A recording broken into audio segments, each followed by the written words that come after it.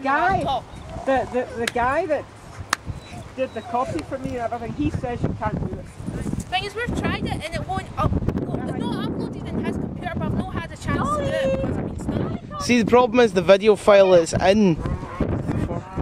No, it's not this huge, even though it's a huge size. Well, we couldn't put it in Windows Media Maker.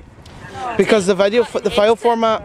But we actually do have a, whatchamacallit, a conversion program that might work. We're not sure, because we've never ever used that media file before. He said he didn't think he could do it, because I said to him, he thought the actual DVD was too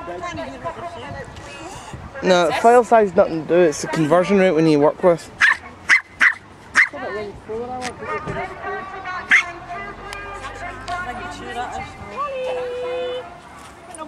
Look at Dolly. What? This guy's got it.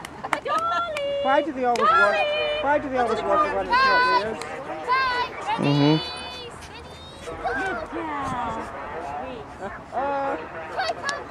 Just tell me to go. That's no right focus. There's been up for ages.